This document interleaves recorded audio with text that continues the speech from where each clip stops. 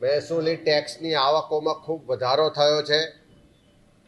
સામે લોકોને રાહતો આપવામાં સરકારે ખૂબ કંજૂસાઈ કરી છે.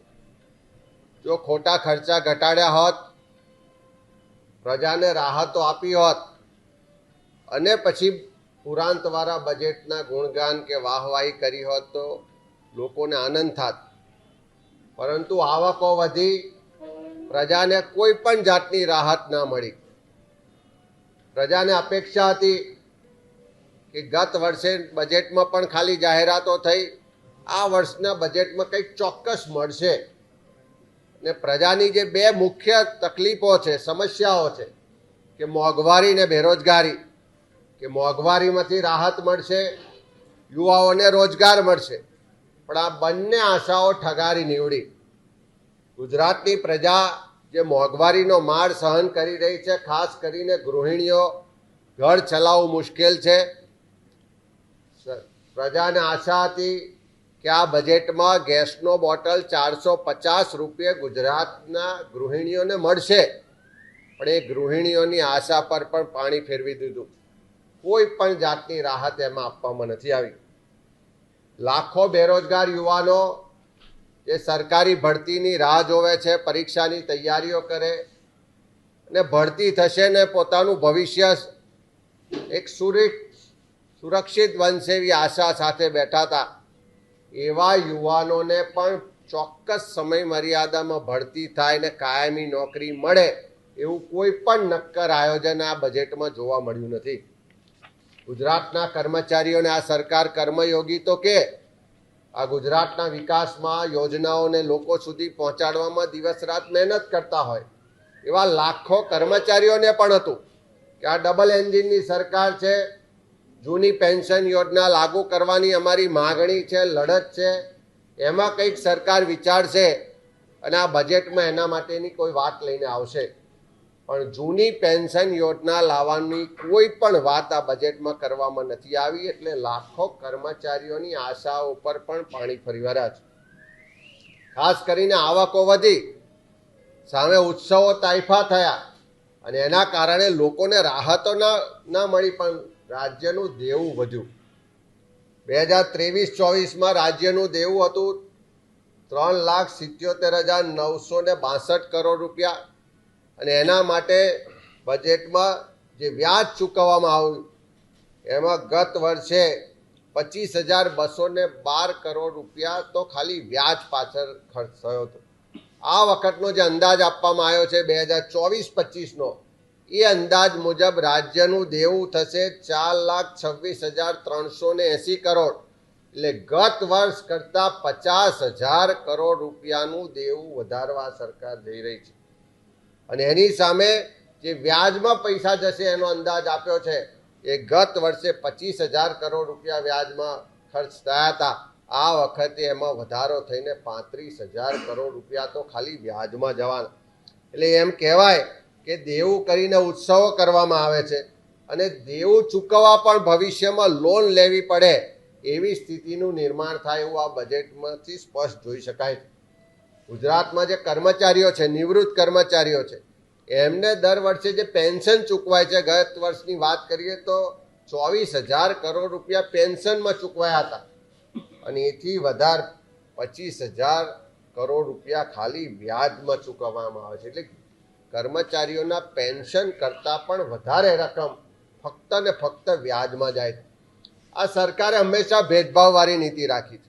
એક બાજુ શહેરીકરણ વધતું જાય એને પ્રોત્સાહન આપે છે, બીજી બાજુ ગામડા તૂટતા જાય છે એને રોકવા માટેનું કોઈ નક્કર આયોજન નથી.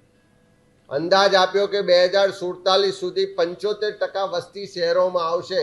એનો સ્પષ્ટ મતલબ છે કે અત્યારથી જ તમે ગામડાઓ પ્રત્યે ભેદભાવ રાખો છો. ગામડા તૂટે નહીં, ત્યાં સ્થાનિક રોજગાર મળે, ત્યાં સારું ઇન્ફ્રાસ્ટ્રક્ચર મળે, ત્યાં રહેવા માટેની, જીવવા માટેની સારી વ્યવસ્થાઓ મળે, શિક્ષણ આરોગ્યની વ્યવસ્થાઓ મળે, એની ચિંતા નહીં કરવાની, પણ શહેરીકરણને પ્રોત્સાહન આપીને ગામડાઓને નુકસાન કરવાનું, તોડવાનું, આવો ભેદભાવની નીતિ પહેલેથી રહી. અને એ જ રીતે આ સરકાર સબકા સાથ સબકા વિકાસની વાતો તો કરે, પણ રાજ્યમાં જે SC, ST, OBC માઇનોરિટી સમાજ છે, ગુજરાતની વસ્તીનો પ્રમાણ જોઈએ તો 52% વસ્તી બક્ષીપંચ સમાજની છે, 7% વસ્તી અનુસૂચિત જાતિ સમાજની છે, 14% વસ્તી આદિવાસી સમાજની છે અને 9% વસ્તી લઘુમતી સમાજની. આ 82% વસ્તીને કાયમ બજેટ આપવાનું થાય તો સરકારે ભેદભાવ ને અન્યાય કર્યો છે. આજે જ જોઈએ આંકડા તો બજેટની સ્પીચમાંથી સ્પષ્ટ થયું કે સામાજિક ન્યાય અધિકારીતા વિભાગ અંતરના જે નિગમો છે એમાં એસસી એસટી ઓબીસી માઇનોરિટી સમાજ એટલે 82% વસ્તી માટેના જે નિગમો છે એને 250 કરોડ ફાળવવામાં આવ્યા અને બિન અનામત આયોગને 600 કરોડ ફાળવવામાં આવ્યા. બિન અનામત આયોગને 600 ને બદલે 6000 કરોડ ફાળવે તો કોઈ વાંધો હોઈ શકે નહીં, પણ 82% વસ્તીને દર વખત અન્યાય શું કામ? વારંવારની રજૂઆત, લેખિત મૌખિક આંદોલનો છતાં પણ આ સરકાર એસસી એસટી ઓબીસી માઇનોરિટી સમાજ સાથે અન્યાય કરી રહી છે, ભેદભાવ કરી રહી છે અને ફરી એકવાર આ બજેટમાં એના દર્શન થયા છે.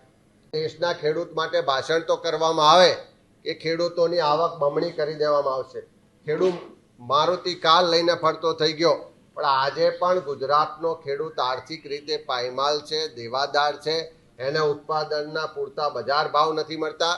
અને આખું બજેટ જોઈએ તો યોજનાઓની જાહેરાત થાય પણ ખેડૂતને દેવાદારમાંથી બહાર કાઢવા માટે, આર્થિક રીતે સક્ષમ કરવા માટે, એના દેવા માફ કરવા માટેની કોઈ નક્કર આયોજન કે જોગવાઈ આ બજેટમાં જોવા નથી મળી. ખાસ કરીને ગુજરાતમાં આપણે ગરીબી ઓછી થઈ એવી વાત કરીએ, પણ સરકારના જ આંકડા બજેટમાં પણ ઉલ્લેખ થયો કે ગુજરાતમાં ફૂડ સિક્યુરિટી એક્ટનો જે દેશમાં કાયદો આવ્યો 2013માં, એ અંતર્ગત એનએફએસએમાં જે અનાજ આપવામાં આવે છે રેશન કાર્ડ પર, 72 લાખ પરિવારોને એનએફએસએમાં અનાજ આપવામાં આવે છે.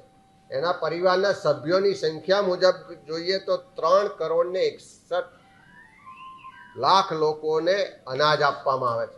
જો તમે વસ્તીના 50% લોકોને અનાજ આપવું પડતું હોય એનો સ્પષ્ટ મતલબ છે કે ગુજરાતમાં તમે ખાલી ગ્લોસી ગુલાબી પિક્ચર બતાવો છો. વાસ્તવિકતા એવી છે કે લોકોને 2 ટંકનું ભોજન માટે પણ સરકારી અનાજ પર નિર્ભર રહેવું પડે છે. અને એ મુજબ ગુજરાતના કુલ 1 કરોડ ને 32 લાખ કુટુંબો છે, એમાંથી 72 લાખ પરિવારોને આજે આપણે અનાજ પૂરું પાડવું પડે છે. એનો સ્પષ્ટ મતલબ છે કે ખાલી બજેટની વાતો છે, સાચા અર્થમાં નીચે જે ગરીબી નિર્મૂલન થવું જોઈએ થઈ શક્યું નથી. આ બજેટમાં પણ ગત વર્ષની જેમ ખાલી અલગ અલગ યોજનાઓના નામોના નામે મોટી જાહેરાતો છે.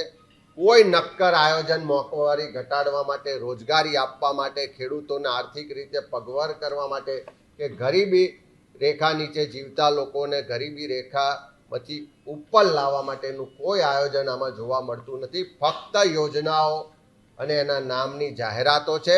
ગત વર્ષની જે યોજનાઓ હતી એમાં થોડા ઘણી રકમ વધારી અને અમે વધારો કર્યો છે એવું બતાવવા માંગે છે, પણ કોઈ નવી યોજનાઓ, કોઈ નક્કર આયોજન આમાં જોવા મળ્યું નથી.